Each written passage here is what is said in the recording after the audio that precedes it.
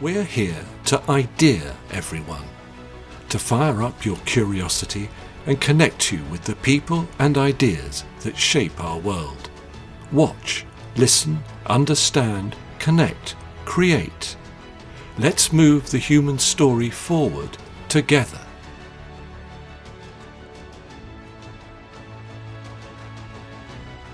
Hello and welcome to The Poetry of Science, a podcast which provides insight into new scientific research via the medium of poetry. I'm your host, Dr. Sam Illingworth, and each week I'll be introducing you to some of the latest scientific findings and sharing a selection of science-themed poetry. After all, we could all do with a little bit more poetry in our lives.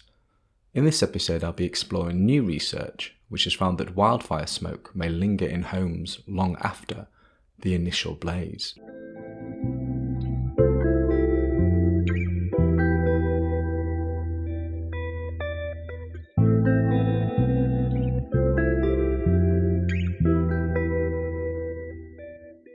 Char and cinder, the land lies burned, reduced to drifting smoke, a spectral shroud of wandering wraiths that cannot rest. Into homes they steal on soot-stained feet, unwanted guests who bear the searing heat.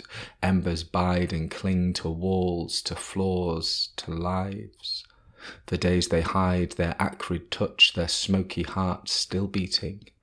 Though flames have fled, shadows persist, unwanted ghosts remain at dawn. Throw wide the doors, let gusts rush through, exorcise the spectres and rinse clean the smouldering memories from all they have consumed.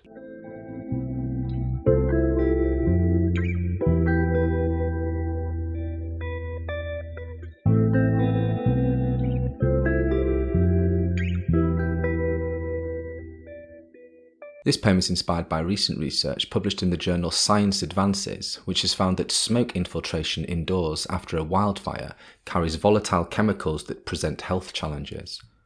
In recent years, the world has witnessed a troubling increase in the frequency and intensity of wildfires. This alarming trend has prompted widespread concerns not only due to the immediate threat these fires pose to lives, property, and the natural environment, but also because of the secondary consequences they bring. One of the most concerning aspects of wildfires is the dispersion of smoke, which can penetrate indoor environments, creating a host of health and environmental challenges. When smoke from a fire enters a house, it brings with it a mix of chemicals known as volatile organic compounds, or VOCs. These VOCs can stick around indoors for quite some time, which can be a health concern. This study found that these VOCs tend to hang around indoors for days after smoke has entered a house. There are two important timeframes to consider. The first one, lasting from 1 to 5.2 hours, represents the time it takes for these compounds to reach a balance between sticking to surfaces and coming back into the air. The second time frame, ranging from 4.8 to 21.2 hours, is when the ventilation in the house starts to have more control over the concentration of these compounds than the sticking and releasing process. Interestingly, the study found that cleaning activities like vacuuming, mopping and dusting were better at reducing indoor VOC levels from smoke than using air purifiers or opening windows. Plus, their effects lasted longer. Now that you've heard the science, let me read the poem to you again. Char and cinder, the land lies burned, reduced to drifting smoke, a spectral shroud of wandering wraiths that cannot rest. Into homes they steal on soot-stained feet, unwanted guests who bear the searing heat. Embers bide and cling to walls, to floors, to lives. For days they hide their acrid touch, their smoky hearts still beating. Though flames have fled, shadows persist, unwanted ghosts remain at dawn.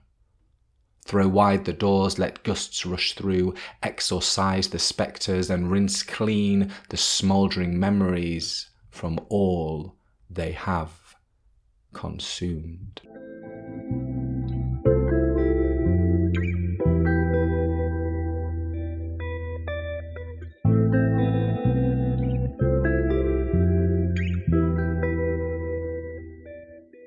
In this section of the podcast, I'd like to share a poem written by another poet on a topic related to the science that has been discussed so far. In this episode, I'll be reading Smoke by Théophile Gautier, translated by Norman R. Shapiro. Théophile Gautier was a French poet, novelist and critic, renowned for his profound influence on French literature during the 19th century. Born in Tarbes in 1811, he moved to Paris and became a prominent figure in the Romantic movement. Gautier was first interested in painting, but turned to poetry and became an early proponent of Romanticism. His lyrical poetry celebrated beauty and the arts. Upon releasing his initial poetry collection, Albertus, in 1832, and his novel Mademoiselle de Moipin in 1835, he transitioned his allegiance from Romanticism to the emerging philosophy of l'art pour l'art, which advocates the pursuit of art for its own sake. Gautier joined La Monture Universelle in 1854 and became editor of L'Artiste in 1856. In 1868 he became librarian to Princess Mathilde Bonaparte before dying in 1872. Smoke by Théophile Gautier.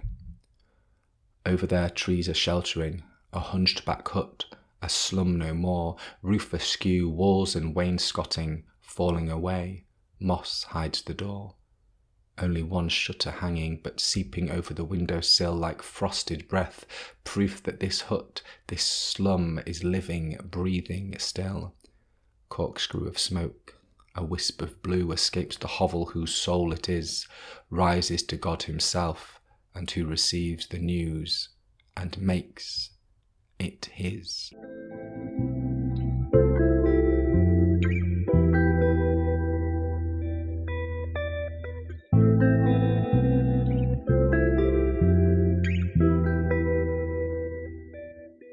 Thank you for listening to the Poetry of Science. Thank you very much for being with us for this episode of the ideaXme Show.